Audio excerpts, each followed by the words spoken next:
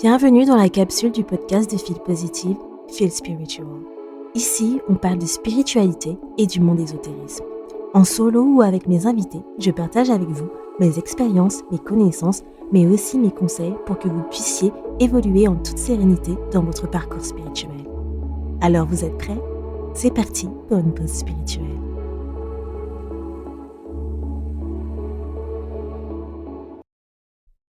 Hello tout le monde, bienvenue dans ce nouvel épisode de la capsule Feel Spiritual. Aujourd'hui, nous allons plonger dans un univers super fascinant, celui des énergies, de la libération émotionnelle et de la connexion à soi. Donc si c'est des sujets qui vous parlent, cet épisode est fait pour vous.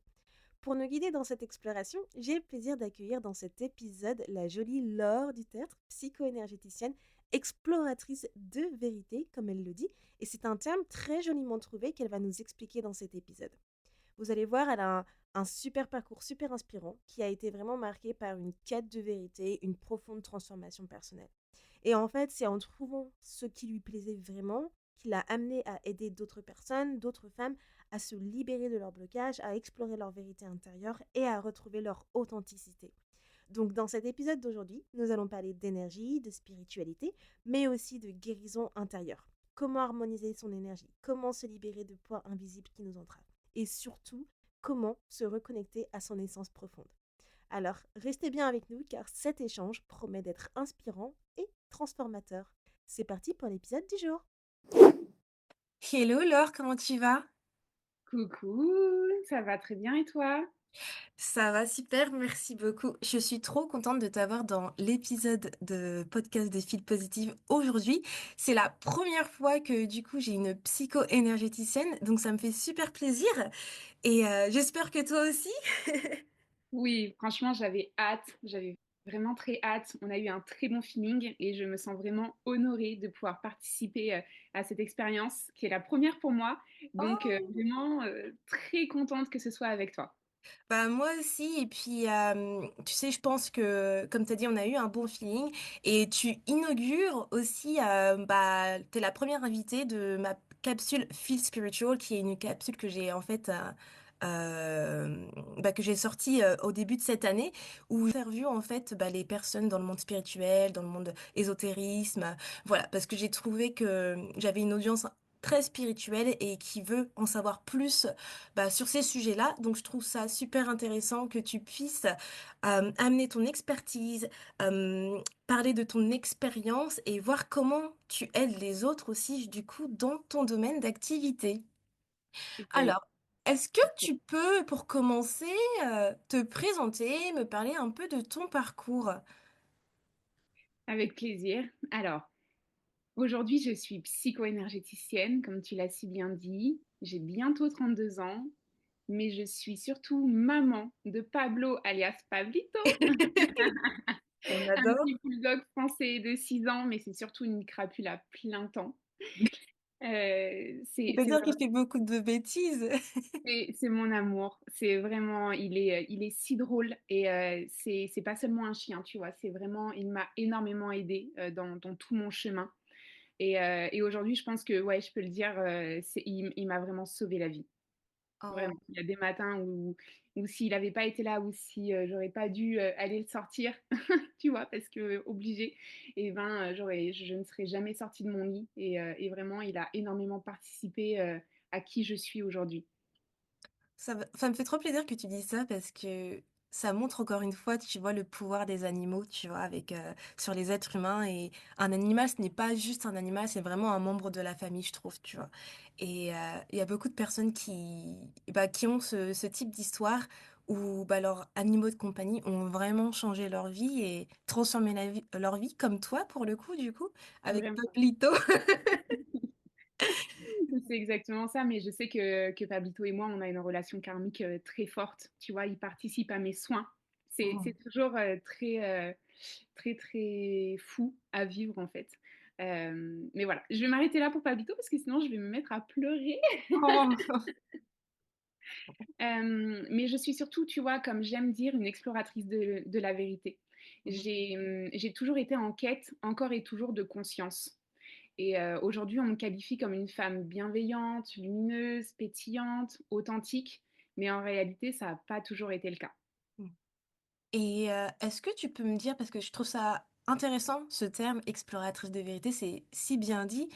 Qu'est-ce que ça signifie vraiment pour toi, réellement, quand tu dis exploratrice de vérité? Parce que moi, quand je lis ça, j'adore, c'est très parlant, et j'ai l'impression que quand tu dis ça, c'est que tu aides les femmes, les autres, à du coup à découvrir réellement la personne qu'elles sont, ou un peu qu'elles puissent découvrir leur passé.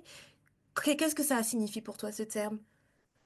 C'est une magnifique question. Exploratrice de la vérité, c'est vraiment remettre la conscience sur Mhm. l'intégralité de ce qu'on vit, de ce qu'on ressent, l'authenticité, mais c'est vraiment la révélation en réalité de qui on est en dehors de tous les conditionnements qu'on vit, que ce soit les conditionnements sociétaux, familiaux, éducationnels, etc., où en fait on se dit, ok, je suis une personne de l'extérieur, mais en fait, qui suis-je à l'intérieur comment je peux fusionner les deux et réellement incarner les deux, tu vois, les deux Mhm. identités. Et c'est vraiment ça, exploratrice de la vérité pour Mhm. tout ce qui nous entoure, mettre du sens, voir comment ça résonne pour nous, voir utiliser cet effet miroir, tu vois, pour se dire, ok, attends, là, il y a quelque chose qui me pique. Pourquoi ça me pique? Tu vois, toujours aller à l'intérieur en analysant, mais pas en devenant parano pour autant, tu vois, créer un juste équilibre dans cette vérité. Ouais, c'est magnifique ce que tu dis, j'adore. Et on va voir ça un peu plus tard aussi dans l'épisode de podcast où tu vas nous parler un peu plus de ton accompagnement, de tes services et de ce que tu fais. Je sais que tu m'avais parlé que avant d'en arriver là, tu avais fait un burn-out. Est-ce que tu peux nous en parler un peu plus, comment cela est arrivé et comment t'es passée à devenir du coup psycho-énergéticienne? Ouais, ouais, ouais, c'est fou ce que je vais te dire, mais je vais te répondre avec plaisir. J'arrive aujourd'hui à en parler sans pleurer, mais je pense que ça fait pas encore longtemps. Donc je suis moi-même fière de dire je t'en parle avec plaisir, comme quoi, tu vois. Et je suis ravie que tu m'en parles justement avec plaisir, je suis honorée. Ouais, effectivement, j'ai vécu un burn-out en février 2022. Et à l'époque, je travaillais en banque depuis quelques années. Et c'est drôle parce que c'était un domaine où j'étais très compétente. Je gagnais souvent les challenges, etc. Mais en réalité, j'ai jamais été heureuse de me lever pour aller travailler. Et arrivé à un moment où en fait, tous les matins dans mon lit, je cherchais des moyens de me mettre en arrêt de travail pour plus aller travailler. Et je faisais tout pour me convaincre en fait et fuir ma réalité parce que j'étais très bonne dans ce que je faisais, mais l'insécurité et la pression hiérarchique que je vivais au quotidien, c'était insupportable à vivre. Surtout pour moi, en tant qu'hypersensible, et, ça a été trop. Et, euh, et comment ça s'est passé, mon burn-out? En fait, c'est ma psychiatre, clairement, qui m'a mise en arrêt de force. Elle m'a pas laissé quitter son cabinet sans l'arrêt de travail au début pour une semaine. Et la seule chose que je pensais, j'étais comme une dingue, comme une folle de me dire, mais je vais pas pouvoir finir mes dossiers immobiliers de défiscalisation, mais mes clients, comment ils vont faire, etc. Et en fait, cet arrêt de travail, bah, il n'a jamais terminé.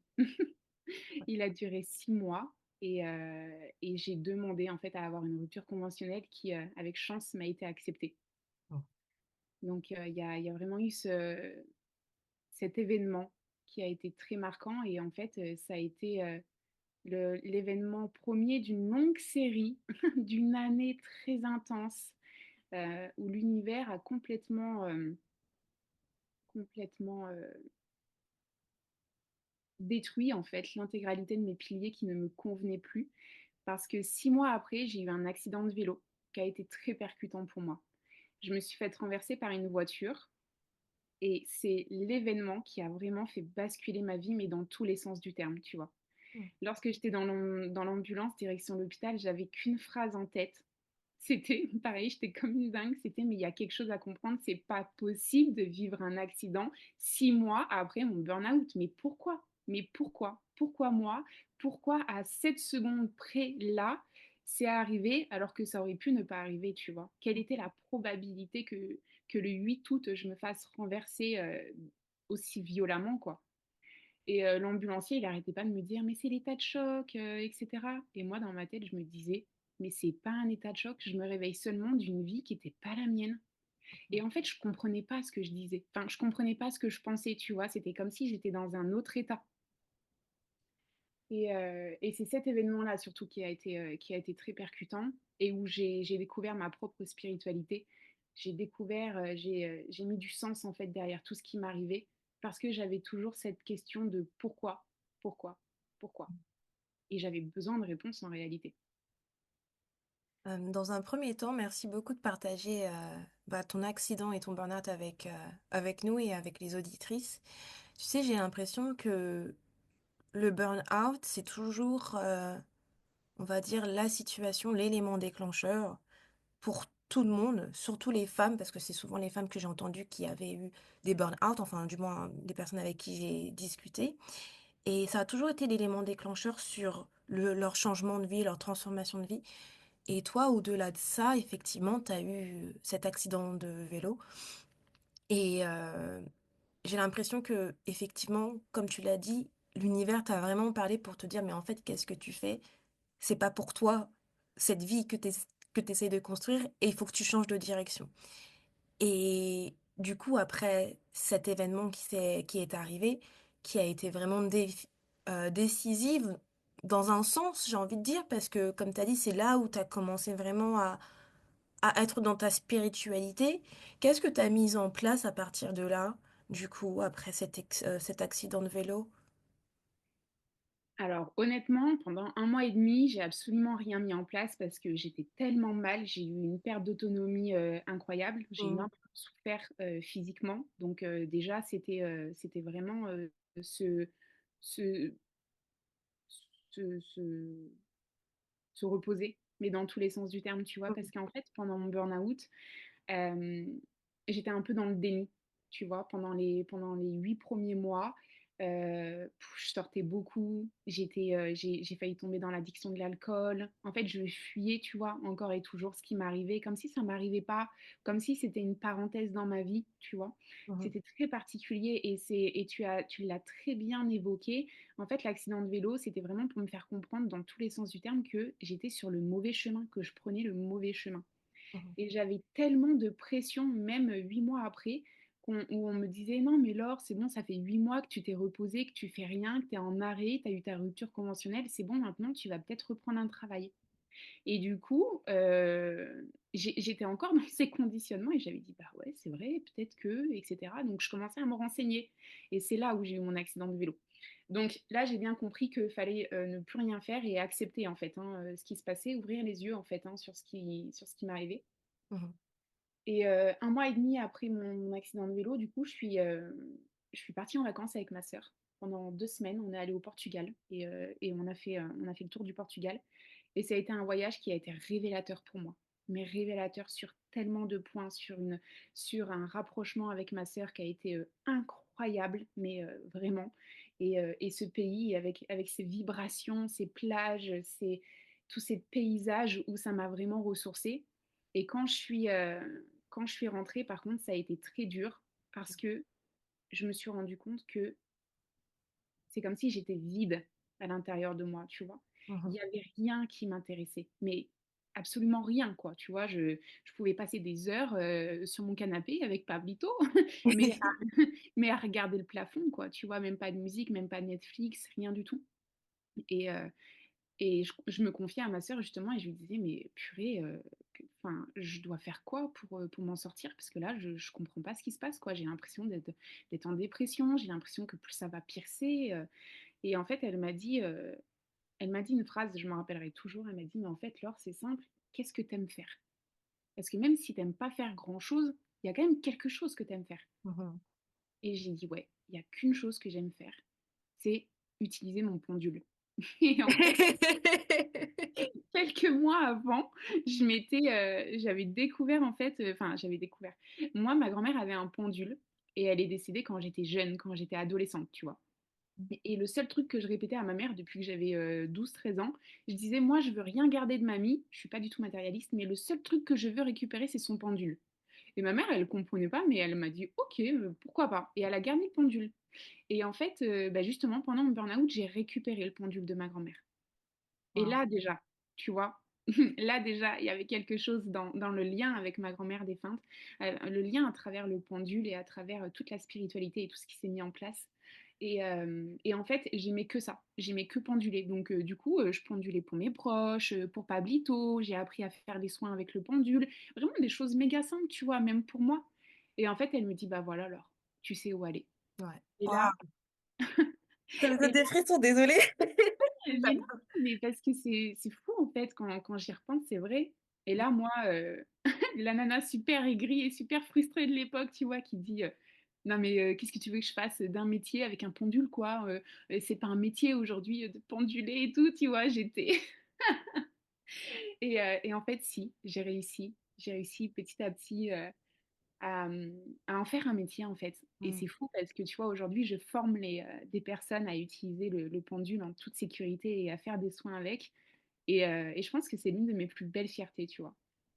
Bah, tu peux être fière parce que tu fais un travail magnifique et enfin, on a déjà discuté et je sais que tu es extrêmement compétente, tu extrêmement douce, extrêmement proche de tes clientes et clairement, enfin, moi, j'avais adoré l'expérience que j'avais eue avec toi et je sais qu'il y a énormément de personnes qui seront, enfin, aussi les femmes, hein, si tu te concentres plus sur les femmes, il y a Mmh. énormément de femmes qui seront contentes de travailler avec toi et tu nous partageras enfin tous tes contacts à la fin de l'épisode. Mais en tout cas, ton histoire est incroyable parce que je savais pas que tu avais cette connexion au pendule grâce à ta grand-mère. Et c'est fou parce que ça veut dire que est-ce que tu sens encore l'énergie de ta grand-mère dans le pendule ou tu penses que Alors cette énergie elle est partie? alors, oh, il y a plein de choses, il y a plein de choses qui se sont passées, si tu savais, pendant toutes ces expériences et tous mes soins. En fait, moi, j'aimais utiliser mon pendule pour moi. Vraiment Mhm, le pendule de ma grand-mère pour moi et utiliser un autre pendule pour mes clients. Alors, en réalité, ça ne change absolument rien, hein, pour les personnes qui nous écoutent, si elles pendulent, on peut vraiment mélanger, mais c'est juste moi, tu vois, vu que j'en fais quand même une activité professionnelle, j'aime quand même différencier, tu vois. mhm, Et, euh, et en fait, aujourd'hui, je n'ai plus le pendule de ma grand-mère parce que malheureusement, euh, j'ai eu en fait un choc retour très important du- d'un client avec qui je travaillais, enfin d'une cliente avec qui je travaillais, qui était atteinte de magie noire vraiment de façon très puissante. Et ma grand-mère m'a protégée en déviant en fait ces énergies d'accord. dans le pendule de ma grand-mère. Donc voilà, je l'ai purifié, j'ai dû m'en débarrasser, mais mais voilà, j'ai appris en fait à me détacher du pendule Mhm, parce que j'ai cette connexion spirituelle avec ma grand-mère et Dieu merci pour ça parce que ça a été un deuil qui a été extrêmement compliqué pour moi à l'époque lorsque j'étais jeune. Et aujourd'hui, ma grand-mère œuvre énormément avec moi pour mes soins, dans l'intégralité de ma vie, de mes manifestations, de mes journées, et je la sens quotidiennement en fait avec moi.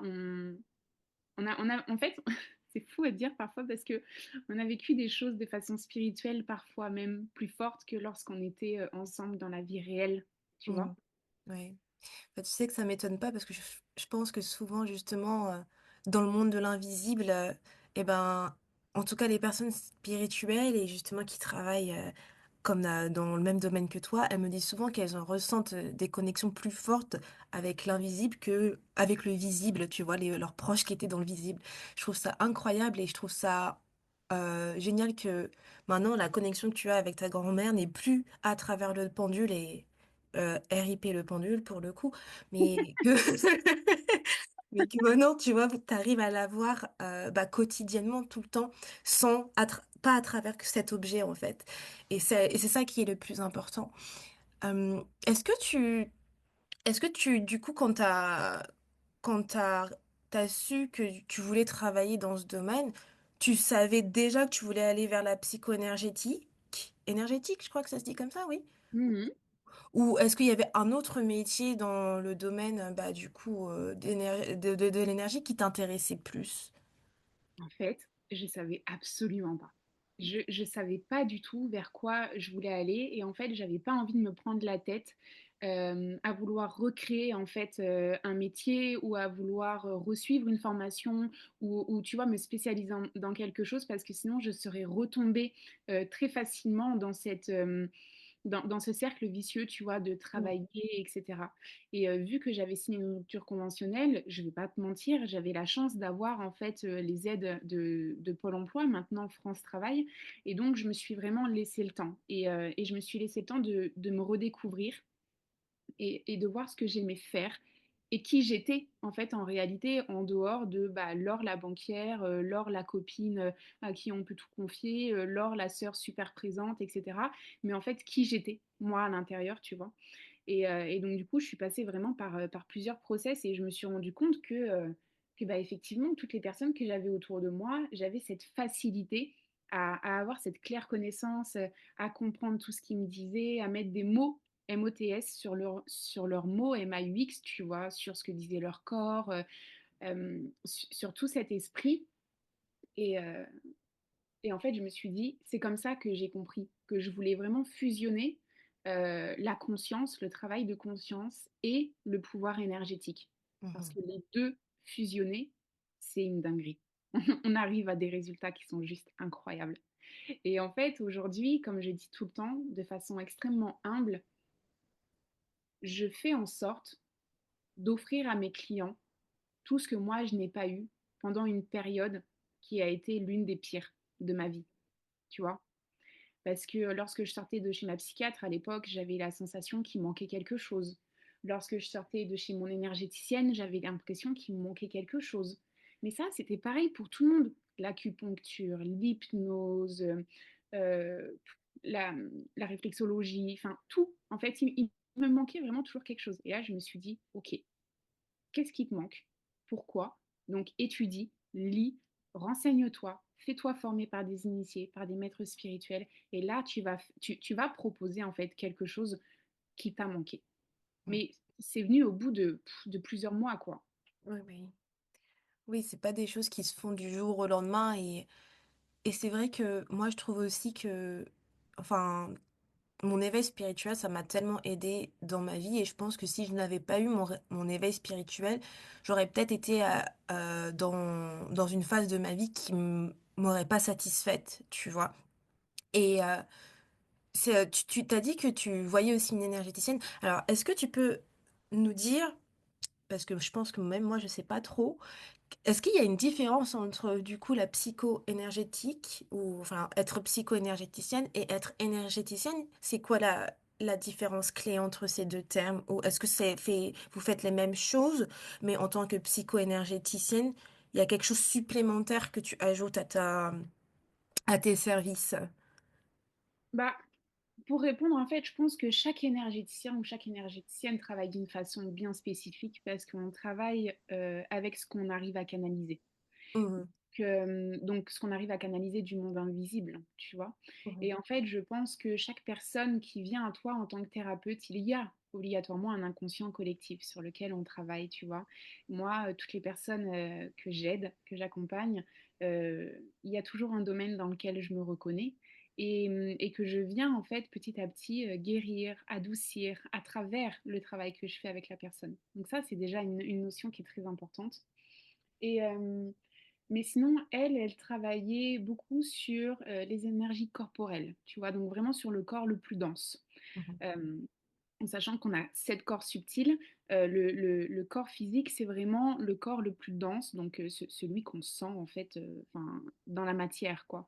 Et elle travaillait beaucoup sur cette dimension-là. Moi, je travaille beaucoup plus sur les dimensions spirituelles, sur les dimensions où on peut aller dans les vies antérieures, où on peut aller sur les lignées familiales, où on peut aller de façon encore plus profonde sur vraiment la santé de l'âme, tu vois. mhm, Et donc ça, c'est vraiment encore différent. Le côté psycho-énergétique, c'est vraiment le fait de conscientiser son énergie pour en faire une force. Déjà, de prendre conscience que qu'est-ce que l'énergie vitale et comment ça me remplit, comment ça me fait vivre. C'est vraiment le côté énergétique pur tu vois, c'est se connecter à son énergie, libérer les mémoires passées qui sont beaucoup trop lourdes en fait pour réussir à avancer et surtout pour oser être soi en se révélant. Tu vois, ça fait lien à ce que je disais au tout début de l'épisode. Et le côté psycho, en fait, c'est vraiment mettre du sens derrière les épreuves de la vie pour mieux les comprendre, les accepter et surtout, surtout, surtout réussir à les transmuter. Tu vois, Mmh. ne plus s'identifier en fait à ce qu'on a vécu. Mmh. J'adore. Franchement, c'est un sujet qui me passionne, j'aime trop. Alors, là, on va un peu rentrer dans le vif de ton activité un peu. Est-ce que tu peux nous dire qu'est-ce que tu offres aux clientes? Et j'aimerais aussi, si tu pouvais expliquer pour nos auditrices d'abord, quand tu en parles, tu sais, les différents termes comme vie antérieure, car il y a peut-être des personnes qui découvrent pour la première fois, tu vois, ce genre de termes. Donc, si tu peux aussi nous expliquer les termes pour les personnes qui ne connaissent pas du tout ce que c'est.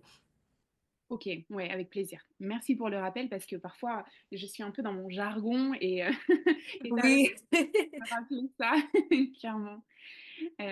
Alors moi aujourd'hui, donc je travaille autant sur des processus de soins exclusifs, donc pour aider les personnes à se libérer de mémoires qui vraiment sont beaucoup trop lourdes pour qu'elles puissent avancer. Tu vois, donc là, on est sur des mémoires du passé, autant du passé de cette vie-là aujourd'hui, donc des émotions qui n'ont pas pu être libérées comme elles auraient aimé, comme la personne à l'époque aurait aimé parce qu'elle n'a pas eu la place, parce qu'elle n'a pas osé ou parce que malheureusement elle n'en avait pas la force et des émotions qui peuvent pardon, également venir du passé, mais beaucoup plus loin. C'est là où on va parler de vie antérieure.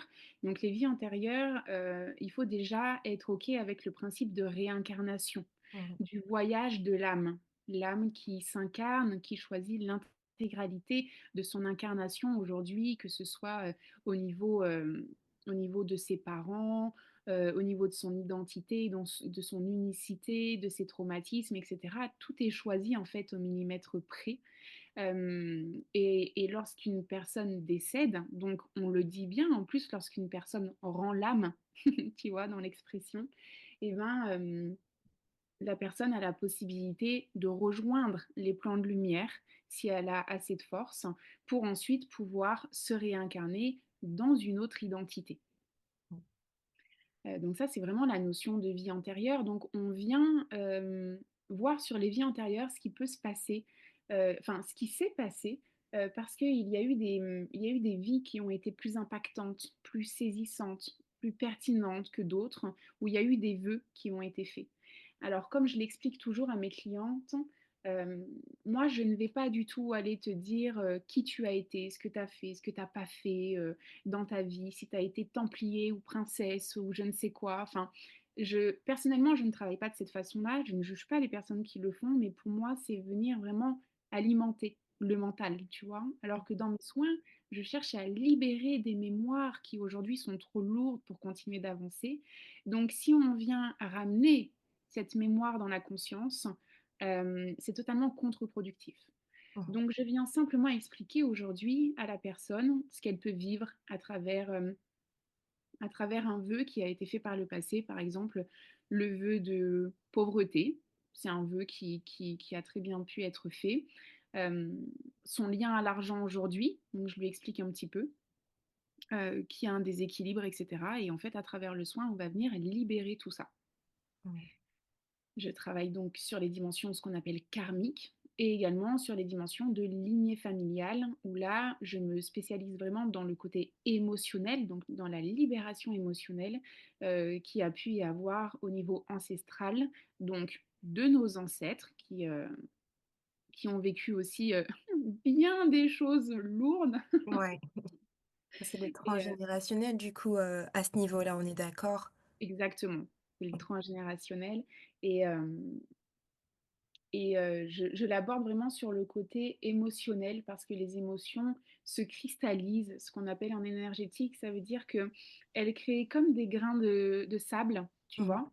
Et en fait, dans la circulation de l'énergie vitale, le grain de sable va venir bloquer la circulation, tu vois. Et plus on laisse de temps, plus le grain de sable va grossir, grossir, grossir. Et malheureusement, et ben, à un moment donné, l'énergie vitale va plus pouvoir passer dans l'un des corps subtils. Et très souvent, c'est le corps émotionnel qui est vraiment, vraiment impacté.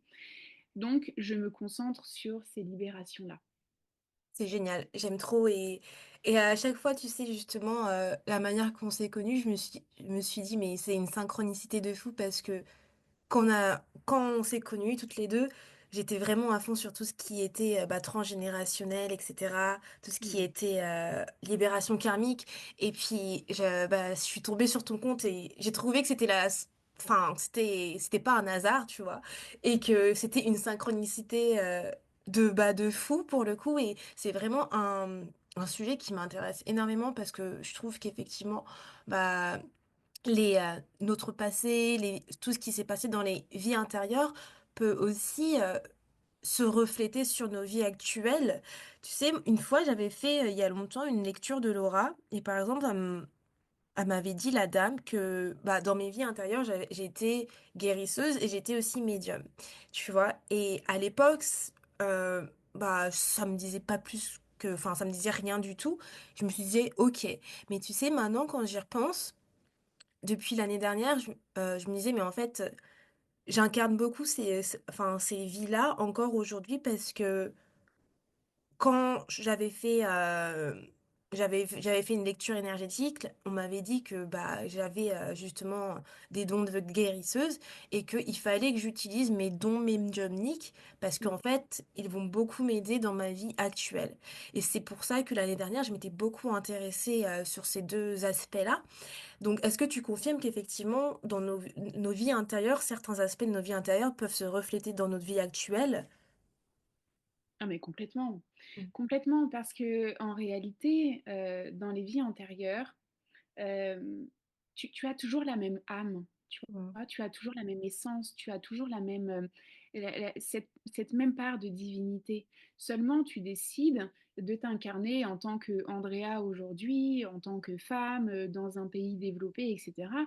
Mais, tu aurais très bien pu, t'incarner en tant qu'homme, dans un autre pays mais tu aurais quand même eu l'intégralité des mêmes capacités, tu vois? Mmh. Seulement, le libre arbitre, c'est une notion aujourd'hui qui est extrêmement respectée, en tout cas qui se doit de l'être, tu Mmh. vois. Parce que même si ton âme, lorsqu'elle s'incarne aujourd'hui dans ton identité, elle a pour but véritablement d'avoir une mission de vie, ce qu'on appelle, tu vois, et d'avoir vraiment des blessures à guérir et à transmuter. C'est son but général, mais pour autant, elle peut pas, enfin, elle y arrive pas comme ça dans les 5, 15, 20 premières années. Ça dépend Mmh. pour qui. Mais il y a la magie de la vie aussi, à savoir accueillir et à savoir bah, expérimenter. Parce qu'on est là pour expérimenter, au-delà d'être là aussi pour exclusivement guérir. Et en fait, c'est un peu les limites de la spiritualité aujourd'hui et de l'identification à tout ça. C'est pour ça que moi, je vais beaucoup moins dans le mental. Après, ça peut donner des clés de compréhension, tu vois, de qui on est. Et ça, c'est une très bonne chose. Mais aujourd'hui, tu as 10 000 façons de pouvoir explorer ces dons de guérisseuse. Tu vois, juste à travers ton podcast, en réalité, tu le fais parce que tu offres à tes auditeurs et à tes auditrices des interviews, des témoignages qui, où on connaît aujourd'hui le pouvoir des mots que Mmh. l'on utilise et juste dans le fait de se reconnaître et de pouvoir s'identifier à quelqu'un ou à une expérience, et ben ça peut venir guérir une partie de nos traumatismes, tu vois. Être guérisseuse aujourd'hui, c'est pas essentiellement guérir les gens avec des tisanes ou avec nos mains ou avec, ou avec toutes ces idées en fait Mmh. qu'on a. C'est beaucoup plus. Et tes capacités médiumniques, et ben, la première que l'on a tous et toutes, c'est l'intuition, Mmh. Oui tu et vois. tu sais, c'est exactement ça par rapport aux dons de guérisseuse parce que, justement, quand j'avais fait cette lecture énergétique l'année dernière avec, cette dame qui est elle aussi, guérisseuse magnétiseuse et elle me disait, bah, la guérison déjà c'était pas que du coup de la guérison physique, tu vois? Il y a, ça va au-delà de ça et exactement comme toi, elle m'a dit: «Mais déjà tes dons de guérisseuse, tu les exerces rien que par la parole». Et elle m'a dit quelque chose qui est très juste et qui a beaucoup résonné en moi, c'est qu'elle m'a dit, quand tu parles, tu conseilles les autres, les gens, ils t'écoutent et ça leur parle jusqu'à leur âme, en fait, et que c'est comme ça que tu guéris les gens. Et ça m'a vraiment touchée parce qu'effectivement, mon podcast, c'était l'une des raisons pour laquelle je l'avais fait, tu vois, in the first place, parce que, voilà, on m'a toujours dit que j'étais inspirante et enfin, ce serait bien si je pouvais aider les autres à plus grande échelle. Et avec mon podcast, bah, l'idée derrière, c'est vraiment de pouvoir inspirer, de pouvoir guérir les autres par la parole en donnant des conseils qui peuvent leur servir, tu vois, dans leur vie. Les retours qu'on me donne, ça fait toujours plaisir et ça me confirme encore une fois que, bah, oui, effectivement, c'est des dons que je dois embrasser, en fait. Tu vois? que tu as envie d'embrasser. Mm, exactement. Parce que je me permets de t'interpeller en fait sur ça parce que tu vois, ça, ce sont des mots qu'on utilise beaucoup, que je dois ou Mm, qu'il faut. Et en fait, juste à travers ces deux mots, ben, on, on se déconnecte, tu vois. Là, on retourne au mental et on se déconnecte du cœur en disant, ouais, mais je dois les embrasser. Alors, si ça fait partie de toi et que tu sens que c'est plus fort que toi, je désire les embrasser. Tu vois ce mm. que je veux dire? Ouais. Parce que je dois, c'est plutôt, ouais, je dois aller en course, tu vois. C'est un peu, bon, j'ai envie de manger, là, j'ai pas trop le choix, mais c'est une énergie qui est quand même assez moyenne, le je dois et il faut. Mm, Et d'autant plus pour parler de ça, si c'est vraiment quelque chose qui t'anime, mais vraiment de l'intérieur, alors je désire. Et là, on vient, mais switcher totalement l'énergie derrière et tout ce qui va s'en suivre, tu mm. vois. Même, t'as tout à fait raison, clairement. Et merci de m'avoir reprise parce que, effectivement, le vocabulaire, ça a toujours ça a une énergie et ça change toute la direction, bah, justement, d'une phrase. Et c'est marrant que tu dis ça parce que, justement, j'ai fait un épisode avec mon chéri où il parlait de ça, justement, qu'on a toujours ce je dois faire, je dois faire ci, je dois faire ça. Alors qu'en fait, non, c'est pas le côté devoir de faire quelque chose, on ne devrait pas avoir cette énergie-là, mais comme tu as dit, c'est plus je désire. Ça change toute la perspective en fait et la valeur de la chose, je trouve. Donc merci de m'avoir reprise. Est-ce que tu peux nous parler un peu plus de ton accompagnement? Parce que tu as parlé effectivement que on a bien vu que ce que tu fais, c'est vraiment exclusif, c'est vraiment différent aussi. Et puis, c'est quelque chose que j'ai pu voir aussi quand j'ai lu moi-même les informations sur ton site internet. Donc, est-ce que tu peux nous parler de ton programme d'accompagnement holistique? Bah oui, je suis méga fière de ce programme d'accompagnement. C'est un programme qui dure 3 mois, où le but, vraiment, pour la personne avec qui je travaille, où on est tout le temps en duo, je ne fais absolument pas, pour le moment en tout cas, je ne fais pas d'accompagnement collectif. Mhm. C'est vraiment pour la personne de comprendre son propre système énergétique. Donc là, tu vois, c'est encore et toujours comprendre, mettre du sens et vraiment ouvrir sa conscience. Et en fait, pour ça, j'allie la numérologie pour se connecter à sa mission de vie, ainsi que ses objectifs de vie, ses défis, en fait, dans cette incarnation aujourd'hui, où il y a vraiment cette notion très spirituelle dans mon programme. Et je l'allie à l'astrologie pour venir analyser le thème natal de la personne. Donc, le thème natal, c'est vraiment euh, la carte des planètes du ciel lors de la naissance de la personne, tu vois. Mhm. Et ça me permet en fait d'identifier les chakras qui sont profondément déséquilibrés. Pourquoi? Parce que à chaque incarnation, comme on le disait tout à l'heure, l'âme choisit véritablement au millimètre près les détails de son incarnation. Et pour guider sa mission de vie, elle choisit ses forces, donc les chakras qui sont équilibrés, et ses axes d'évolution qui sont les chakras déséquilibrés. Je te donne un exemple un petit peu plus concret. Une âme qui choisit d'expérimenter le pardon dans son incarnation, elle va avoir un chakra cœur déséquilibré pour pouvoir accentuer sa mission et elle va attirer à elle beaucoup plus facilement une blessure de trahison. Tout Mhm. est calculé, tu vois, un petit peu comme si, comme on dit avec l'expression, ouais, on vient enfoncer le clou, tu vois, une Oui. fois, deux fois, trois fois, pour vraiment faire de de, de, de cette guérison vraiment une priorité dans la vie Mm. de la personne. Et, euh, et déjà, lorsqu'on comprend ça, lorsqu'on comprend pourquoi on est là, vraiment, cette mission de vie et comment ça résonne à l'intérieur de nous au vu de tout ce qu'on a vécu par le passé, bah déjà, on se dit, purée, mais je suis pas folle en fait, je suis pas fou. Je sentais bien qu'il y avait quelque chose, je sens bien que je suis attendue ailleurs ou que j'ai quelque chose de plus fort que moi qui joue en fait, qui s'anime à l'intérieur de moi et qu'il faut suivre en fait. Et, euh, et toutes les séances, par la suite, elles sont personnalisées au vu de ce qu'on a évoqué sur la première séance. On analyse chakra par chakra, on met du sens, on se connecte à l'enfant intérieur, on libère le subconscient pour ensuite venir le reprogrammer. On travaille également sur les fondamentaux tels que la confiance en soi, l'estime de soi, le pardon et surtout ce qui s'invite pendant les séances. Vraiment, il n'y a aucune limite. On va tout naturellement également faire le lien avec l'énergie féminine et l'énergie masculine. Au-delà de la conscientiser, j'apporte un soin également dans mon programme d'accompagnement. Il y a deux soins. Il y a un soin de libération de façon globale, donc karmique, transgénérationnel, etc. Et il y a un soin spécifiquement pour venir guérir le féminin blessé et surtout réharmoniser son énergie masculine. Parce qu'aujourd'hui, on se rend compte à quel point les énergies sont totalement inversées. Ces polarités sont vraiment très blessées Mmh. de tout ce qui se passe.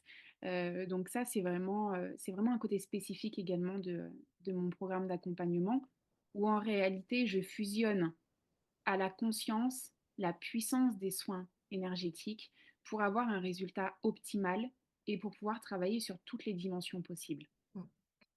Et tu vois, on voit bien que ton accompagnement, il est vraiment exclusif et très différent. En tout cas, moi, c'était la première fois que j'entendais un accompagnement tel quel. Donc, tu peux vraiment être fier d'avoir construit quelque chose de la sorte parce que déjà, j'adore que tu mêles la numérologie et l'astrologie. Moi, j'adore l'astrologie, j'adore la numérologie et je trouve que ce sont des outils de connaissance de soi qui m'ont tellement aidé moi, à justement savoir qu'est-ce que je dois faire dans la vie et même récemment avec, je sais pas si tu connais le design humain aussi? Oui, oui, oui, je l'ai jamais testé, mais je connais le principe global. Donc voilà, le design humain, tu vois, qui est aussi un outil de connaissance de soi, ça m'a passionnée aussi toute l'année dernière. J'ai fait mon rappeur et tout et en fait, quand tu lis ces outils ensemble, tu vois qu'en fait, comme tu as dit, ils fusionnent aussi, tu vois? Ça te permet vraiment de connaître des parties de soi-même plus en profondeur et le fait est que tu mêles ça dans ton programme avec d'autres, bah, justement tes connaissances. Je sais que tu utilises aussi, bah, les phases de la lune, les phases lunaires, enfin, c'est vraiment un truc complet que tu proposes et c'est cet accompagnement holistique, il est vraiment personnalisé pour chaque personne. Donc aujourd'hui, est-ce que tu peux nous donner un exemple précis, par exemple, une personne qui vient te voir, qui a un problème, c'est une personne qui a un problème, qui souhaite faire libérer du karmique, par exemple, elle peut faire ce programme d'accompagnement. C'est ça?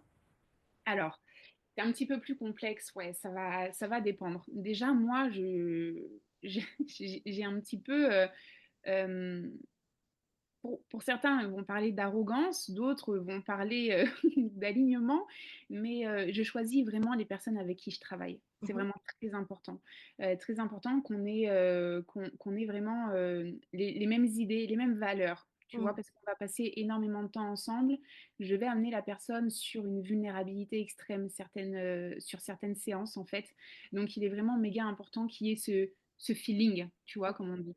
Oui. Euh, et ensuite, ça va dépendre de l'engagement de la personne. Soit soit j'ai des autorisations parce que je travaille énormément avec les autorisations de mon monde vibratoire pour faire les soins. Je ne vais jamais là où je ne suis pas attendue, je ne vais jamais là où ça peut être dangereux pour moi ou pour la cliente. Il y a parfois des personnes qui ne sont pas assez stables au niveau émotionnel et avec un taux vibratoire trop bas pour pouvoir accéder à mes soins. Il faut quand même un certain ancrage. Donc déjà, je vais venir vérifier ces notions-là pour voir si c'est possible. Mm. Et ensuite, si la personne est suffisamment engagée, on peut effectivement parler du programme parce que c'est quand même 3 mois. C'est pas rien, c'est à raison de 2 heures par semaine, où à chaque fois la personne a quand même des exercices, des rédactions à faire et cetera. Donc tu comprends l'engagement Mmh. derrière, il doit être présent et c'est pareil pour les soins énergétiques. Ce sont des soins qui sont très puissants, donc je suis vigilante avec qui je travaille, et puis aussi, ben, c'est simple en fait, je mets tellement tout mon cœur dans mon travail, dans mon processus de soins et d'accompagnement, que si la personne, elle fait un soin, mais qu'après elle se déresponsabilise de l'intégralité de ce qu'elle fait et qu'elle ne suit pas le minimum de conseils que je puisse donner, par exemple, bah, c'est très bête, mais boire énormément d'eau pendant les périodes de soins, ne pas boire d'alcool pendant les soins, parce que bah, on cherche à libérer en fait déjà des choses, des choses positives, on va pas venir en rajouter, surtout que l'alcool aujourd'hui a un rôle énergétique mais désastreux, vraiment désastreux. Je vois beaucoup d'aura complètement trouées et fissurées à cause de l'alcool. Donc en fait, si on vient travailler sur des dimensions très profondes et il y a de l'alcool dans la soirée par la suite, bah déjà non, en fait ça remet tout en question et ça peut véritablement être dangereux en fait, hein, on oublie de le dire. Donc si déjà je vois qu'à partir de là, c'est délicat, obligatoirement, je ne vais pas amener la personne sur le programme d'accompagnement. Mmh. Mais moi, je trouve ça très bien, au contraire, que tu choisis les personnes avec qui tu vas travailler, parce que là, on parle quand même, bah, comme tu as dit, toi, tu travailles dans le monde vibratoire énergétique. Donc ça te touche toi également et c'est un investissement de ton côté, mais un investissement aussi pour la personne de A à Z. Et la personne, si elle n'est pas investie autant que toi tu l'es, effectivement, ça matche pas. Et je trouve pas que ça soit arrogant de choisir les personnes avec qui travailler. Au contraire, ça te permet d'être aligné et de rester fidèle à tes valeurs. Tu vois, donc je trouve que c'est une bonne chose à faire en fait. Est-ce que tu peux nous parler un peu de ce qu'elles ressentent tes clientes après avoir travaillé avec toi, après avoir fait ce soin-là, après 3 mois d'accompagnement, qu'est-ce qu'elles vont ressentir? Ouais, bien sûr. Très souvent, elles se sentent vraiment libérées, tu vois? Elles se sentent légères, en fait, en réalité. Elles se sentent détendues, bon, très fatiguées aussi. Sur les 48 premières heures, il y a vraiment ce ce cocon, tu vois, qui se crée. Très souvent, on me dit: «Ah, je me sens enveloppée d'amour, de légèreté et cetera». Il y a vraiment comme s'il y avait un poids en moins, tu Mmh. vois? C'est vraiment une libération et une détente absolue. Ça, c'est sur les 48 premières heures. Après, sur le reste du temps, c'est quand même différent parce que ce sont des soins, comme je dis très souvent, ce ne sont absolument pas des soins spa, Mmh. tu vois. Euh, on va sur des dimensions quand même bien profondes. Donc, obligatoirement, il peut y avoir quelques turbulences, comme j'aime appeler ça, tu vois, c'est joliment dit. Il y a quelques turbulences au niveau émotionnel ou au niveau relationnel, tu vois, parce qu'il peut y avoir des personnes qui se représentent dans notre vie, des personnes du passé pour pouvoir clôturer certains schémas. Il y a certaines émotions qui vont se libérer bah, physiquement, tu vois, elles étaient tellement cristallisées, tellement intenses que bon, bah voilà, il peut y avoir quelques crises de pleurs, quelques colères, etc. Mais il faut que ce soit vécu en fait. Tout ne Mmh. peut pas être libéré juste dans les dimensions énergétiques. Il y a un moment donné, quand c'était tellement profond, bah, le corps exprime, quoi, tu vois. Mmh. Oui. Donc, voilà. Est-ce qu'on peut venir aussi te voir hors ton programme si quelqu'un veut faire peut-être un soin de libération émotionnelle, par exemple? Est-ce qu'ils peuvent bah, te contacter quand même ou tu restes, tu pratiques essentiellement simplement en fonction de ton programme? Non, non, non, je suis beaucoup plus ouverte. Il y a plein de choses que je ne communique pas sur les réseaux parce que sinon Oui. on me prendrait pour un peu pour une folle, tu sais, les personnes à l'époque là qui étaient au fin fond de leur campagne et qui faisaient tout en fait, bah Ah oui. un peu ça, tu vois? Mais Alors autant des fois je refuse des clients parce que, bah, effectivement, ce sont des dimensions où je ne suis pas attendue, où je ne suis plus attendue, qui sont dangereuses et cetera. Donc là, je sais donner un contact en disant: «Voilà, là je peux pas t'aider, mais par contre, cette personne va pouvoir le faire et puis ensuite on peut reprendre ensemble tranquillement les soins», ça c'est OK. Sinon, je fais aussi, les guidances. Voilà, j'aime beaucoup utiliser les cartes, donc je peux aussi amener des réponses, sur cette dimension-là. Tu vois, la dernière fois, j'ai eu un client, un homme. Ça faisait très longtemps que je n'avais pas Oh! travaillé avec un homme, ouais. C'est ouais, je pensais que tu vois, tu beaucoup plus de femmes et t'as aussi des hommes, tiens. Ouais, j'ai déjà travaillé avec 4 hommes l'année dernière, donc on comprend que c'est pas l'intégralité, de mes clients, mais pour autant ça se passe toujours très bien. Mmh. Et là, en réalité, c'était le frère d'une cliente que j'ai eue et qui m'a dit: «Voilà, j'ai beaucoup entendu parler de toi, j'aimerais voir, comment tu peux m'aider?» et cetera. Et en fait, bon, dès les 5 premières minutes, j'ai su qu'on ne pourrait pas travailler ensemble sur les soins de libération parce que c'était une personne qui était beaucoup trop instable, au niveau de sa santé mentale. Mmh.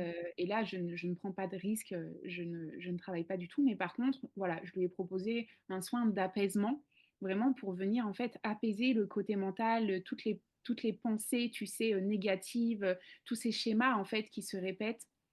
Donc, j'ai proposé un soin d'apaisement et par la suite, on verra pour faire un soin pour simplement couper les liens, en fait, qui le raccrochent, au passé, à des personnes, à de mauvaises fréquentations, à de mauvaises habitudes et cetera pour vraiment venir incarner son évolution qu'il a eue depuis, tout ce temps. Mmh. Mais en fait, je fais en sorte, vu que je canalise l'intégralité des soins pour mes clients et bah, il y en a jamais un qui se ressemble. Ils sont tous totalement différents et ouais, je peux aller sur les dimensions que je souhaite ou que la personne souhaite. Tu vois, c'est pas seulement des soins de libération karmique ou Ouais, transgénérationnelle. Des fois, je fais des personnes qui sont très avancées au niveau de leur éveil et au niveau de leur taux vibratoire. Je fais simplement un soin pour venir renforcer, entre guillemets, l'âme et l'aura. Tu vois, d'accord. ça c'est quelque chose qui peut se faire aussi. Donc en fait, je m'adapte plutôt, mais la chose qui ne bouge absolument pas, c'est vraiment euh, le, les autorisations. Les Ouais. autorisations du monde vibratoire, parce que, comme je dis souvent, on parle entre humains lorsqu'on se contacte, mais par contre, lorsque moi, je vais discuter avec l'âme, et ben très souvent, c'est totalement différent. Tu vois, Mmh. j'ai déjà, ça a été assez perturbant d'ailleurs la première fois que ça m'est arrivé, où en fait l'âme me dit non, non, non, c'est absolument pas le moment de faire le soin parce qu'en fait la personne, dans le mental, hein, tu vois, une fois de plus, elle a compris, mais par contre, elle a absolument pas ressenti. Ça veut dire qu'elle a fait 50% du job et que si on fait le soin, on vient lui enlever cette leçon et cette opportunité de guérir par lui-même. Tu vois. Mmh.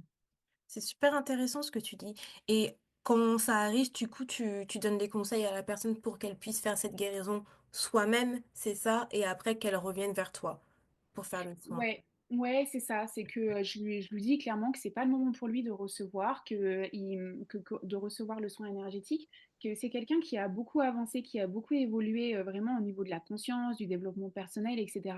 Mais qu'il est nécessaire pour lui de venir vivre en fait son évolution mentale, Mmh. de pouvoir l'incarner. Et je lui dis très souvent, t'inquiète pas, à partir du moment où j'ai eu cette discussion avec l'âme, toi, tu vas pouvoir, tu vas accueillir en fait une occasion, une rencontre ou quelque chose qui va, qui va venir dans ta vie pour te permettre en fait de venir ancrer tout ça.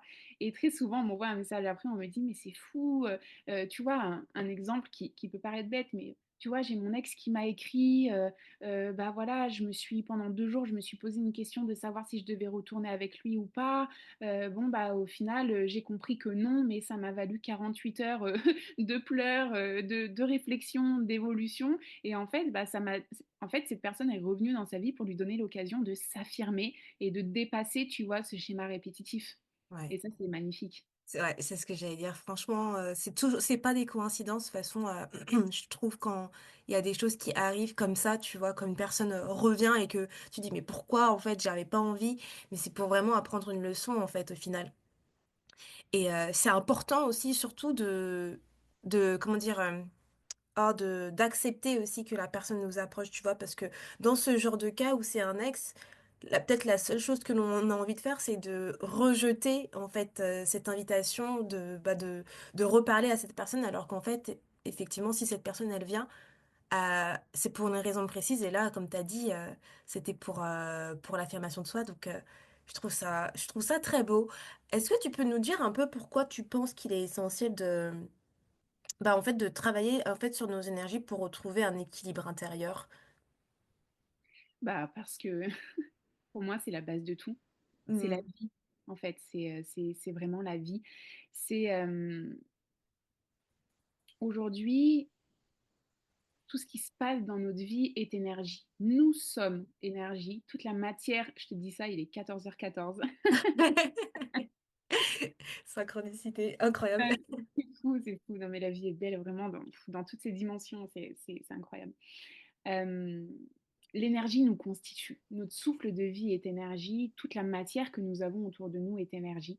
Et en réalité, je peux paraître parfois un peu perché, tu vois, mais dès qu'il se passe quelque chose dans ma vie ou dans ma matière, hein, comme je dis, dans mon environnement, s'il y a quelque chose qui bug, Mm, automatiquement, c'est que ça bug dans le côté astral, mm, dans le côté énergétique et spirituel, parce que nous sommes le résultat exclusif de l'énergie.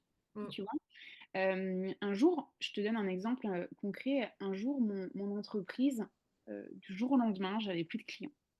J'avais plus de clients, j'avais plus du tout d'interaction sur mes réseaux sociaux, j'avais plus rien alors que tout fonctionnait super bien, tu vois. Et je me suis dit, mais attends, moi personnellement, j'ai rien changé, quoi. La vie, elle n'a pas changé, le monde, il continue de tourner. Donc, qu'est-ce qui se passe pour que du jour au lendemain, mon entreprise, elle bug comme ça, quoi. Et donc là, directement, je fais un bilan vibratoire du coup pour mon entreprise pour comprendre en fait ce qui se passe parce que bah, l'entreprise, c'est en réalité, c'est de la matière, tu vois. On vient mm, créer une entité. Donc, elle a également son monde vibratoire, elle a également ses énergies, au même titre que le verre d'eau qui est autour de moi, tu vois. Et en fait, je viens travailler dessus et là, je me rends compte. Je me rends compte que bah ouais, il y a beaucoup de croyances limitantes qui m'appartiennent, mais qui influencent beaucoup mon entreprise. Et puis, il y avait aussi la jalousie d'une d'une concurrente, tout naturellement, surtout dans mon domaine. Autant dire que c'est c'est assez récurrent.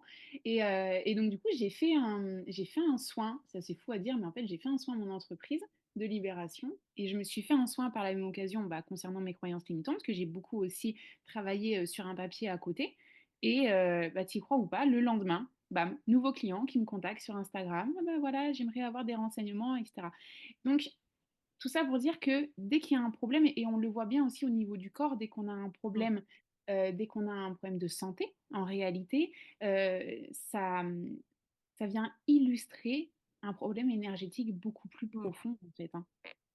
Ah oui, mais moi je te suis là-dessus, je suis tout à fait d'accord parce que comme toi, à chaque fois je me dis quand je fais tout bien, je sais que c'est quelque chose au-delà, tu vois. C'est vraiment au niveau énergétique que je dois regarder. Et tu sais, ça me fait penser aussi, même les objets en vrai, c'est la même chose. Il y a quelques années, avant que je sois en couple, je me souviens. J'avais une bague, ça faisait un peu une bague en mode fiançage que un de mes ex m'avait offert, mais cet Hmm. ex-là, c'était un ex où j'avais eu une relation toxique, tu vois. Et je la gardais toujours, cette bague-là, je la mettais toujours. Pourquoi? Parce que elle était belle et puis je m'en servais aussi comme bouclier, comme les gens me draguaient, j'étais pas intéressée, j'étais là, je suis fiancée, tu vois. Alors qu'en fait, j'étais pas Ouais. fiancée.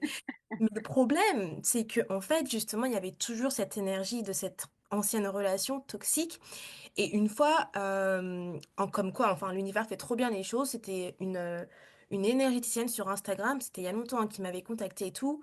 Elle m'avait offert une sorte de coaching gratuite énergétique. Et elle m'avait dit, est-ce que tu gardes, parce que je lui parlais à ce moment-là justement bah, je sais pas, de ma difficulté à trouver une nouvelle relation, tu vois. Et elle me disait, est-ce que tu gardes un objet qui te lie toujours à tes anciennes relations? Et je lui ai parlé de D'accord, cette bague-là. Elle m'a dit, cette bague, il faut que tu t'en débarrasses. Parce qu'elle garde l'énergie de cette relation toxique. clairement. Et je te jure, Laure, depuis que je me suis débarrassée de cette bague, c'est incroyable. Ça m'a tellement choquée parce que à cette époque, je savais pas encore le lien, tu vois, avec l'énergie dans les objets, tu vois. Et ça a changé toute la perspective, bah, justement, de mes pensées, mais aussi enfin, au niveau relation aussi amoureuse. Là-dessus, j'ai attiré beaucoup plus, on va dire, mon idéal et les bonnes personnes, en fait, qui me convenaient. Mais c'est incroyable que juste une seule bague a Hmm. me bloqué tout, en fait. Je trouve ça fou. Ouais, c'est vraiment Ouais. une expérience incroyable. Non, mais là, tu vois, c'est méga intéressant ce que tu dis parce qu'il y a deux notions qui se dévoilent, tu vois. Déjà, il y a en dehors de l'objet, tu vois, Mm. je vais parler essentiellement énergétique et puis ensuite objet. En fait, l'objet, tu le gardais au niveau de ton annulaire gauche, C'était la sur bague? ouais, sur ma main gauche, ouais. Ouais, bah, tu vois déjà juste ça, en fait, même si ça n'avait pas été une bague de cette personne-là, tu vois? De cet ex toxique et cetera, même si ça avait été, admettons, je te dis une bêtise, la bague que ta mère, elle t'avait offerte et que tu avais décidé de mettre là parce que tu aimais bien, ça rendait bien et cetera. Mais en fait, toi-même, juste le fait de mettre la bague à cet endroit-là sur l'annulaire gauche, qui est le doigt aujourd'hui qui est réservé à l'engagement à deux, au mariage, etc. Et ben en fait, tu viens automatiquement toi-même bloquer l'abondance de trouver quelqu'un qui te correspond et qui lui-même est prêt à s'engager avec toi parce qu'en réalité, tu t'es engagé déjà toute seule. Mm.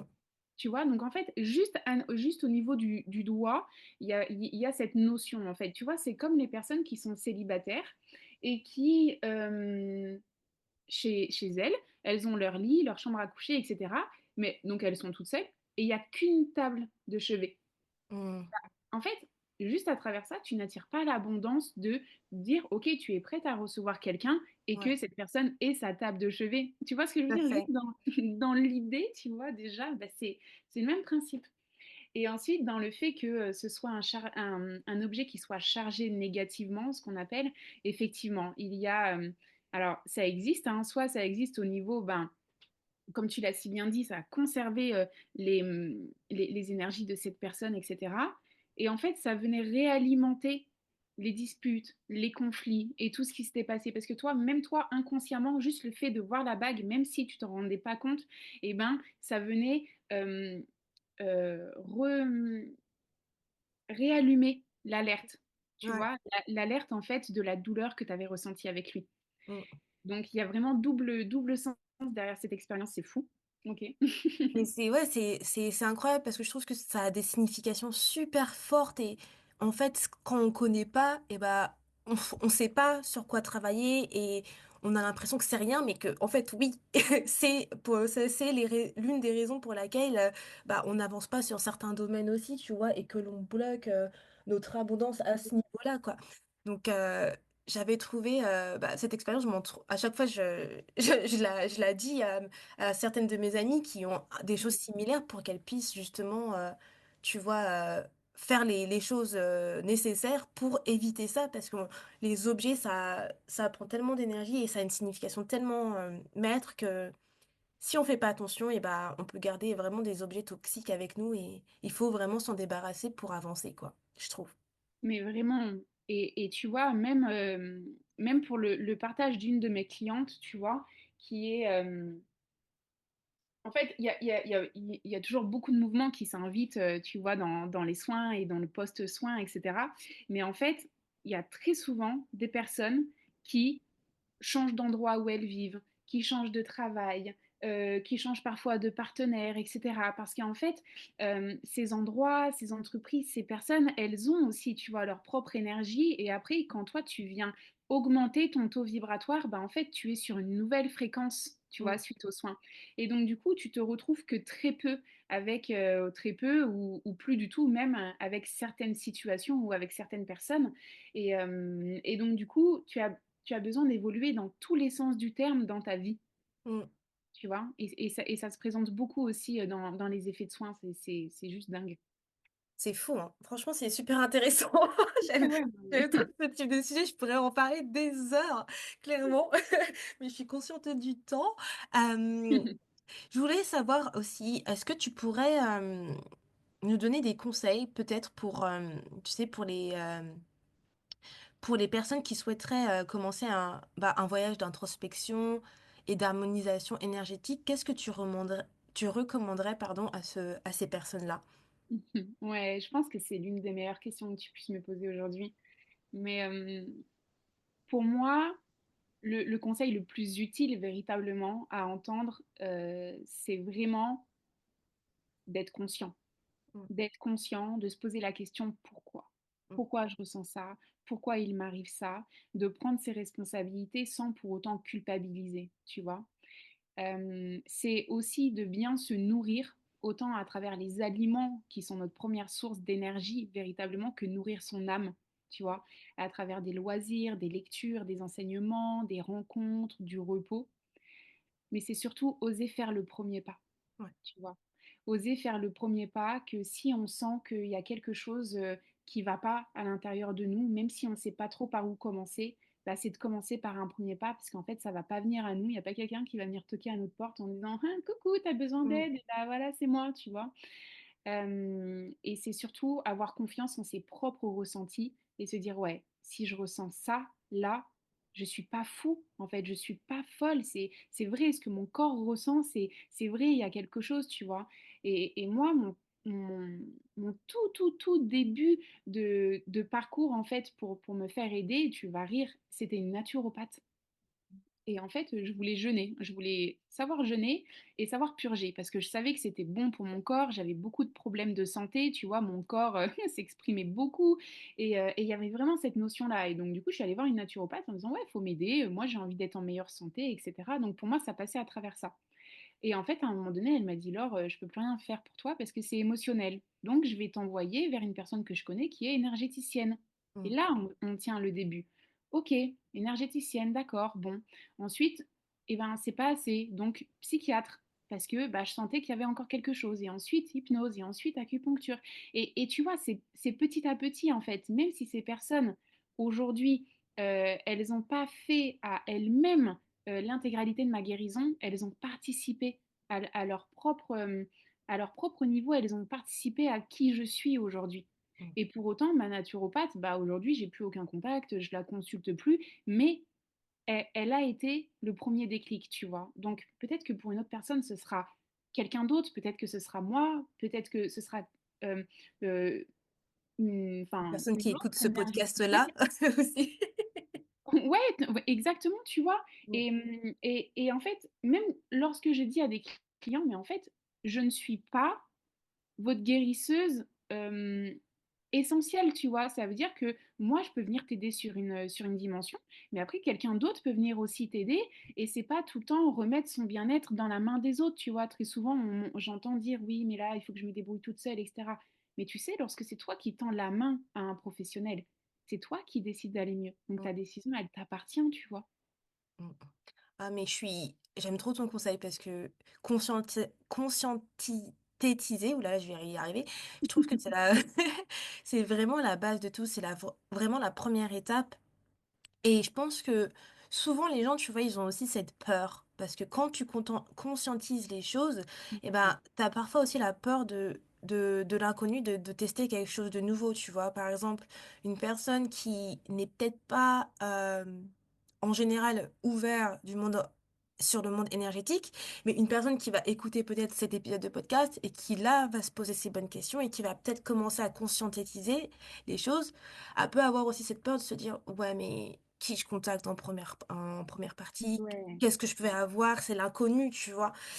Et mais comme tu as dit, c'est primordial de faire ce premier pas et puis, en fait, c'est en faisant ce premier pas que tu vas découvrir au fur et à mesure, bah, les autres, bah, les personnes qui peuvent t'accompagner, en fait. Et comme tu as dit, une personne peut être là et être impliquée dans 10% de ta guérison et tu vas en avoir une autre qui va être impliquée peut-être avec, je sais pas, à 20%, et cetera et ainsi de suite, tu vois? Mais le but, c'est vraiment d'être conscient et de faire ce premier pas et sans ça, en fait, on n'avance pas, en fait, tu vois? Mais c'est ça et puis c'est aussi d'oser en parler, tu vois? Mmh, C'est d'oser en parler à une amie, à sa famille qui vont dire: «Ah bah, tu sais, moi, à l'époque, j'ai vécu ça aussi, bah, je suis allée voir telle personne» ou mmh, alors tu et puis hop et puis, bah, là, tu commences. Bah, voilà, des fois, c'est de bouche à oreille au début quand on sait pas trop, j'utilise un mot, je sais même pas s'il est français, mais je l'utilise beaucoup, c'est on tatougne, tu vois? On est là, on est sur place, tu vois? On stagne.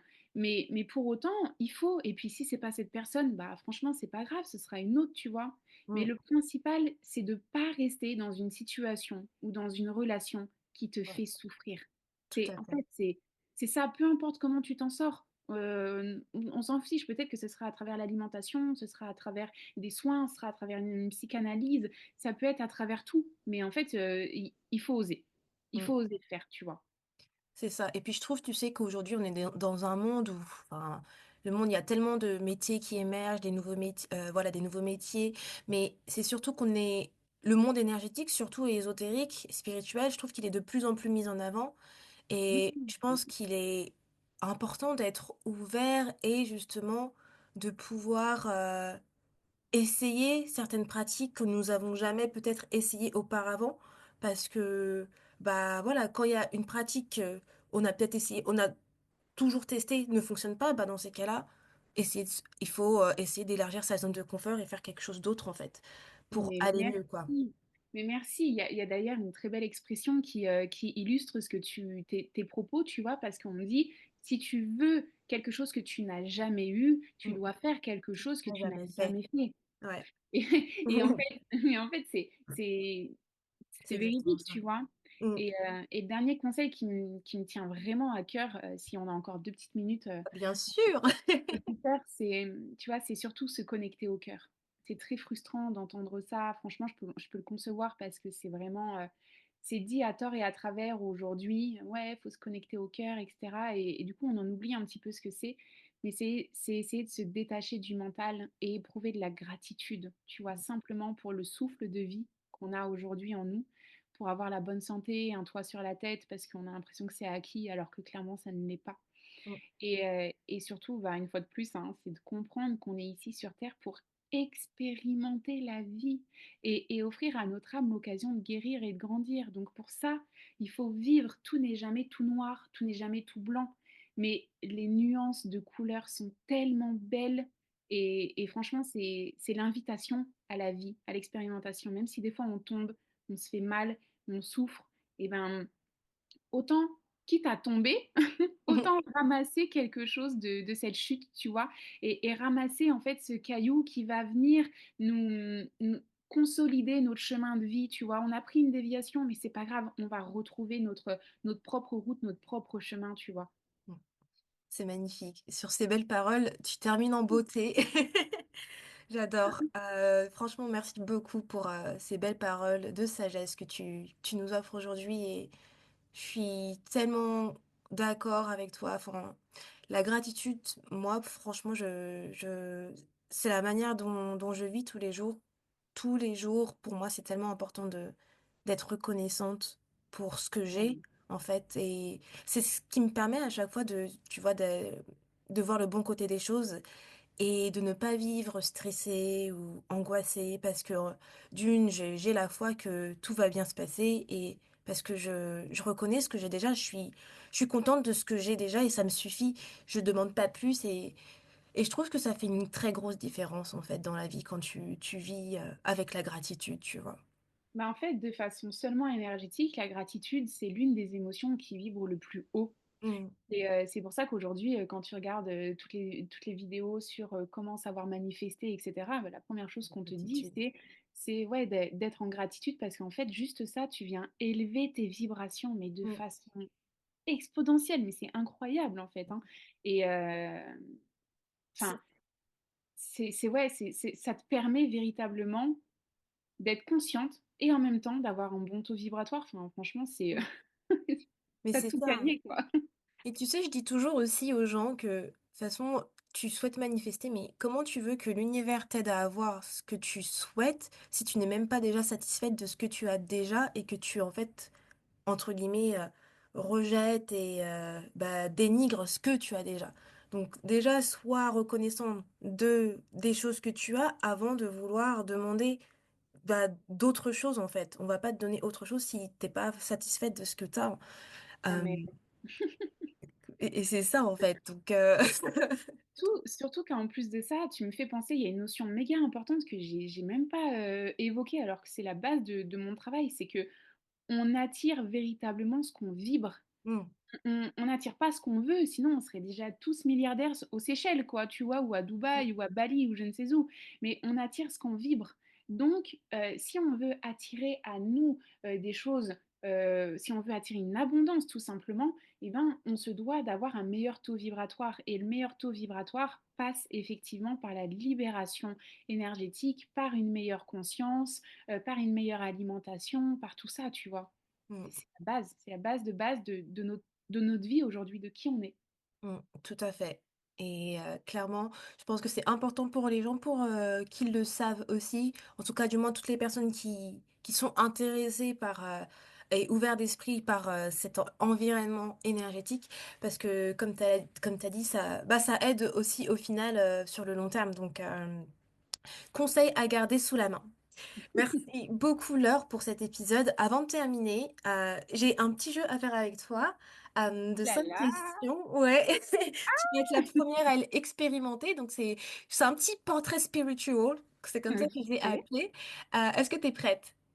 Ouais, vas-y. Super. Donc alors, si tu étais l'un des 4 éléments naturels, terre, feu, eau ou air, lequel serais-tu? Ouah, c'est l'eau. Moi, je suis une poisson, moi, donc l'eau, c'est ma vie. Ah, c'est bientôt ton anniversaire alors. Oui, C'est de quel jour? le 6 mars. Ah, d'accord, t'es de Mars, ok. Bon, bah, Ouais. à noter. T'as pas intérêt d'oublier, hein. Non, je vais noter. Alors, est-ce que tu médites? Oui. Alors, est-ce que t'es plus méditation guidée ou méditation en pleine conscience? Ah, maintenant, je suis pleine conscience, mais j'ai longtemps fait des méditations guidées pour m'habituer, en fait, et pour éviter au mental de s'inviter trop souvent. Hmm, ouais, je suis d'accord. Mm. Ton rituel préféré pour préserver ton énergie? Ah, ah là là, mais best question, franchement, incroyable. C'est de m'occuper de mes fesses. Ouais, c'est franchement, c'est le meilleur tips. C'est de m'occuper de mes affaires et c'est d'intervenir que lorsqu'on me demande et clairement que lorsque je suis payée en fait. Parce qu'aujourd'hui, j'en fais un job et si je commence à intervenir trop souvent dans mes proches, dans les conflits et tout, ça le fait pas. Ouais, Ça le c'est fait trop énergivore. Je suis pas. Ouais. d'accord avec toi. Donc, préserver son énergie, c'est boire beaucoup d'eau, s'occuper de soi, se recentrer et voilà, faire du sport. Magnifique. J'adore. Les rituels lunaires, est-ce que c'est too much ou c'est so good? Ah, aïe Ou aïe aïe. entre les deux, peut-être, si tu veux. Franchement, j'aurais tendance à dire les deux, ça dépend comment c'est fait. Ça Mm, dépend comment c'est fait. Il y a beaucoup de limites aujourd'hui. J'émets énormément de limites avec les réseaux sociaux parce qu'on voit de tout, on entend de tout et ça peut induire en erreur. À titre perso, en tant que professionnel aussi, j'utilise beaucoup les énergies cosmotelluriques, donc les énergies cosmos, donc du divin qui sont reliées au ciel, telluriques à la terre, parce que je sais que les soirs de pleine lune, les soirs de nouvelle lune, les énergies sont vraiment décuplées. Tu vois, je fais très souvent des soins à minuit ces soirs-là parce que je sais que bah, c'est pareil, là, le fait de faire un soin à 0 heure, zéro, tu vois, on est sur une unicité et sur une protection incroyable. Donc tout est véritablement lié, tout a un sens. Par contre, attention, comment c'est fait, ne pas se faire prendre au piège en disant ouais, il y a une cérémonie de cacao le soir de pleine lune avec quelqu'un qui en réalité ne sait rien en faire de ces énergies, tu vois, parce que ça peut être qui tout double. mm. Donc oui et non, je suis mitigée sur la réponse. Ok. Quel est ton cristal préféré? Ah, ça a été très longtemps l'améthyste, hein, vraiment, j'en ai beaucoup à la maison, mais aujourd'hui c'est le cristal de roche. Oh, waouh, j'adore. Ouais. Et pour terminer, quel objet spirituel ou ésotérique te décrirait le plus? Je pense savoir du coup, mais... euh, Ah, c'est dur. C'est dur ça. Bah, j'aurais tendance à dire mon pendule, ouais. vraiment mon pendule. Mais tu vois, ah, ça fait quelques mois que je manifeste, que je prie, que je médite beaucoup avec un rosaire. Je sais pas si tu connais ce que c'est. Je vois pas ce C'est que un- c'est. Bah, en fait, c'est l'ancêtre du chapelet. Sauf que moi, Ah, ouais, j'ai pas mis au bout une croix. J'ai mis, enfin, j'ai pas mis la croix qu'on connaît, hein, la croix de Dieu, etc. Mais j'ai vraiment mis la croix d'Ankh. d'accord. Tu visualises un peu comment elle Oui, est? oui, oui, Ouais. je vois. Ah, c'est Et comment t'as fait pour la mettre? Enfin, t'as pu l'accrocher, enfin, ou t'as dû bijonner un petit peu le truc? non, en fait, bah, c'est simple, tu vois, ça reste comme un petit anneau de bijou, tu vois. Donc Ah, après, ouais, ouais, c'était c'est facile à accrocher. c'est méga simple. Mais ouais, ça, j'aime beaucoup et d'autant plus depuis que je me spécialise vraiment dans les énergies féminines et masculines, où en fait, ce symbole réunit à lui-même vraiment l'énergie féminine et masculine. Donc ça, il y a énormément de sens, tu vois. Donc je dirais les deux. Ah, ouais, c'est difficile, hein. Ouais, bon, t'as le droit à avoir les 2, hein. Ah, Si merci. tu penses que ça te décrit le plus, donc je trouve que c'est parfait. Ouais. Super, bah merci beaucoup Laure. Et pour terminer, est-ce que tu peux nous dire où on peut te retrouver s'il y a des personnes qui veulent te contacter pour en savoir plus sur ce que tu proposes, où on peut te retrouver? Avec plaisir, avec plaisir. Mes contacts sont les mêmes sur TikTok et sur Instagram. Ce sont les seuls réseaux sociaux sur lesquels je suis présente pour le moment. Donc c'est énergie.divine avec deux E pour divine. Euh, voilà, où je suis active, euh, très active même. Sur Instagram et TikTok, c'est la même handle, c'est ça? Yes. Super. Bah super, merci beaucoup Laure. Je mettrai de toute façon toutes les informations dans la description de l'épisode. C'était vraiment un plaisir de t'avoir, je suis trop contente. J'ai adoré cet épisode. Merci, mais merci à toi, Andrea, vraiment pour ta douceur, pour ton énergie, pour ta voix. C'est toujours un plaisir. Je le dis toujours en privé, mais j'en profite ici, un petit peu en public aussi pour te mettre à l'honneur parce que tu fais un job incroyable et je suis très honorée d'avoir pu participer à cette ouverture de nouveaux podcasts et d'avoir pu m'exprimer sur ce sujet que je vibre tout le temps. Oui, et qui te tient à cœur et à moi aussi puisque je trouve que c'est un sujet super intéressant et je pense aussi que ça va intéresser énormément de monde. Du moins, je sais que dans mon audience, il y a pas mal de gens spirituels et qui attendent ce type d'épisode. Donc c'est pourquoi j'étais vraiment ravie de t'avoir pour la première fois dans Fille Positive. Merci beaucoup Laure et puis on se dit de toute façon à bientôt et on se parle bientôt pour les prochains épisodes et puis peut-être que tu reviendras encore une fois, je dirais dans le podcast, qui sait? On sait Avec jamais. plaisir. Il y a tellement de sujets qu'on peut aborder ensemble, toi et moi, que effectivement, c'est fort probable. Exactement. Merci beaucoup Laure. Ciao. Merci beaucoup, Andrea. Ciao. Si cela vous a plu, surtout n'hésitez pas à vous abonner ou à commenter. Disons que cela permet d'envoyer des énergies positives à l'univers. Je vous dis à bientôt pour plus de spiritualité.